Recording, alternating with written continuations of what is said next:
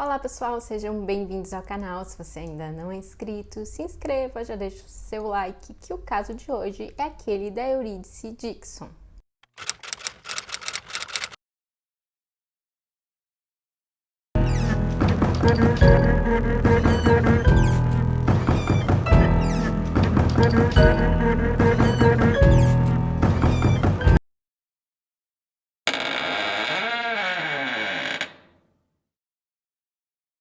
O caso que eu vou contar hoje ocorreu em Melbourne, em 2018. Eurídice nasceu no dia 10 de novembro de 1995 e na época do crime que eu vou relatar hoje, ela estava com 22 anos de idade. Quando ela tinha apenas 7 anos, a mãe dela perdeu a vida por conta de uma overdose. E a Eurídice, ela cresceu muito próxima dos seus dois irmãos, o Christopher e a Polly, e também de seu pai.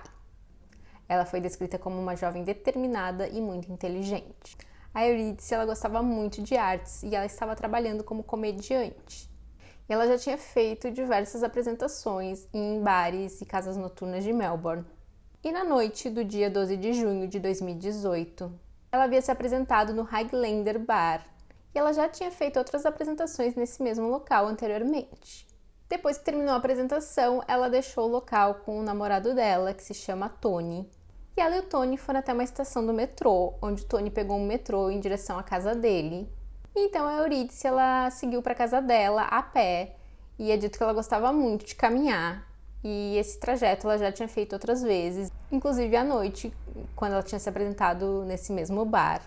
E levava cerca de 1 hora para ela chegar em casa. Os amigos disseram que era bastante comum ela fazer isso, que ela gostava muito de caminhar. E quando ela estava chegando perto de casa, ela atravessou por um parque chamado Princess Park, que fica bem perto de onde ela morava.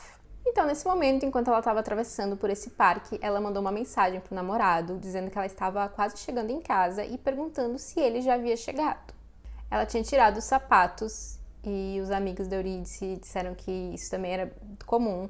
Quando ela passava por um local onde tinha grama, ela costumava tirar os sapatos. Ela gostava de estar ali em contato direto com a natureza. Mas apesar de estar bem perto de casa, ela não chegou. E a Eurídice, ela morava com o pai e com o irmão. Então eles perceberam ali que ela não tinha retornado para casa. Mas mesmo antes deles perceberem que ela não havia retornado, por volta das 2h40 da manhã, um homem que estava indo em direção ao seu trabalho, ele também passava ali pelo parque, ele encontrou um corpo caído em um dos campos de futebol que havia ali nesse parque. Ele então chama a emergência e começa a fazer os primeiros socorros. A emergência chega ao local, mas eles não conseguem salvar a vida da jovem, que mais tarde foi identificada como sendo a Eurídice. Ela havia sido abusada e asfixiada. E a polícia começou a investigação quase que imediatamente.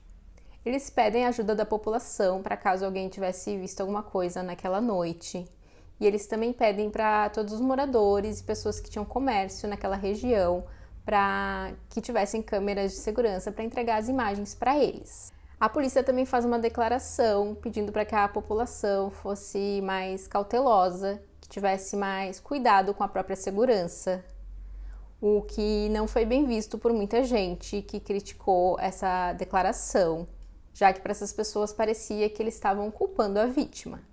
Os amigos da jovem disseram que ela estava sendo cautelosa, que ela era uma pessoa que tinha cuidado com a própria segurança, que ela estava utilizando o telefone celular, que ela havia mandado uma mensagem para o namorado indicando que ela estava quase chegando em casa, que o pai e o irmão estavam à espera dela em casa e que, além disso, ela estava fazendo algo que todos tinham direito de fazer, que era de caminhar em um local público, como era o caso do parque. As autoridades, elas acabaram se desculpando por essa declaração e disseram que a intenção deles não era culpar a vítima. Ao verificar as imagens de câmeras de segurança que eles conseguiram, eles logo percebem ali um homem que chamava a atenção deles, era um jovem, que parecia que estava seguindo a Eurídice em boa parte do trajeto que ela fez. Porém, ele não estava seguindo assim muito próximo, ele não estava muito próximo da jovem, a maior parte do trajeto ele estava mantendo uma certa distância. Mas eles perceberam que quando ela diminuía o passo, por exemplo, ele também diminuía e que dava a entender ali que ele estava a seguindo. Bom, eles divulgam a imagem desse jovem e eles pedem que a pessoa se identifique, que se apresente na delegacia, porque eles queriam conversar, questionar essa pessoa. Então, os amigos desse jovem, eles veem essas imagens e percebem que era o amigo deles. Então, eles entram em contato com o amigo, que é um jovem chamado James Todd. Na época, ele tinha 19 anos de idade. E falam pro James que a polícia estava à procura dele. O James, então, vai até a delegacia, ele vai acompanhado da mãe dele e da namorada. E ele diz aos investigadores que ele era o jovem que aparecia ali nas filmagens. Mas ele também diz que não tinha nenhum envolvimento no crime e que ele não conhecia a Eurídice. Ele foi interrogado por algum tempo e os investigadores fizeram mais de 600 perguntas para ele. E o tempo todo ele negou ter qualquer envolvimento no crime. Os investigadores então pedem uma amostra do DNA dele, que dessa forma eles poderiam ali descartá-lo como suspeito. E é nesse momento que o James ele muda a história dele e ele diz que na verdade os investigadores não precisavam se preocupar com a amostra de DNA, que ele realmente era o culpado, assumindo assim ter cometido o crime. Então ele conta a versão do que teria acontecido. Ele conta aos investigadores que ele tinha saído naquela noite e havia bebido com alguns amigos e consumido uma substância. Então, em um determinado momento, ele viu a Eurídice, que estava sozinha e que parecia alcoolizada. Então ele concluiu que ela estava indefesa. E apesar dele ter dito que ela parecia alcoolizada, nos exames feitos no corpo da Eurídice, mostrava que ela não tinha consumido álcool e nem nenhuma substância ilícita. Bom, de qualquer forma, ele teria visto inicialmente a Eurídice junto com o namorado dela, o Tony, enquanto eles estavam na estação do metrô. Depois ele teria passado por esse local novamente, então nesse momento ele teria visto que a Eurídice estava deixando a estação a pé e sozinha.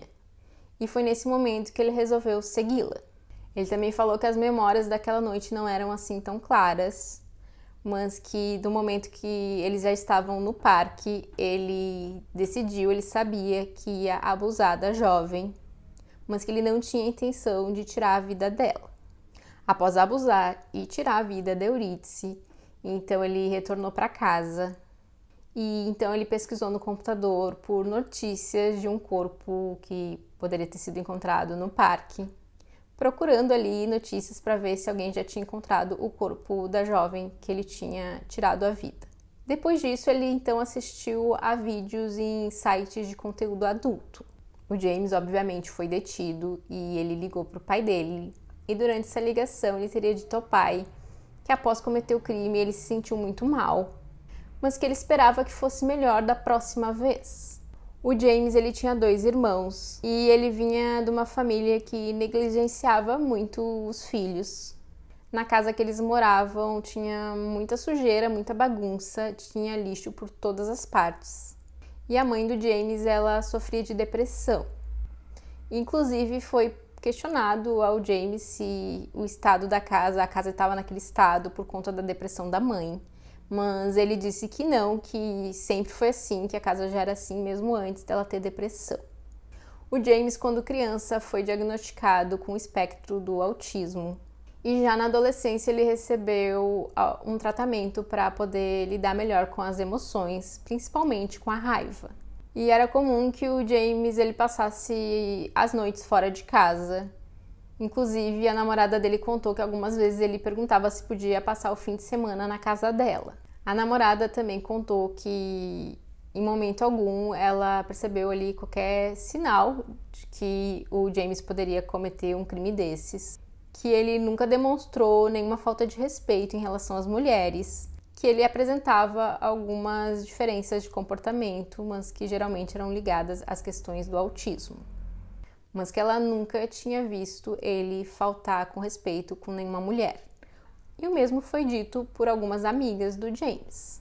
Após preso, o James ele foi analisado por alguns profissionais e concluíram que ele também tinha o transtorno de personalidade sádica. No dia 8 de novembro de 2018, o James ele se declarou culpado de todas as acusações, que incluíam a acusação de abuso e por ele ter tirado a vida da Eurídice. Ele acabou sendo sentenciado à prisão perpétua com um mínimo de 35 anos. Ele chegou a recorrer dessa sentença, mas essa apelação foi negada. O caso da Eurídice causou muita comoção e diversas vigílias e também um memorial foi feito para Eurídice.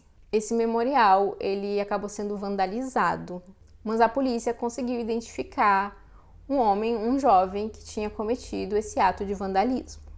O jovem, que se chama Andrew, ele alegou que os atos que ele cometeu foram atos antifeminismo e anti-vacinas, já que ele acredita que as vacinas podem ser uma das causas do autismo. Ele também afirmou que não era a intenção dele desrespeitar a vítima. Ele foi sentenciado a 5 meses de prisão. E é isso, esse foi o caso de hoje. Eu espero que vocês tenham gostado do vídeo. Não esquece de deixar seu like, compartilhe esse vídeo com alguém que você acha que pode gostar desse conteúdo, porque assim você ajuda muito o canal. E até o próximo vídeo.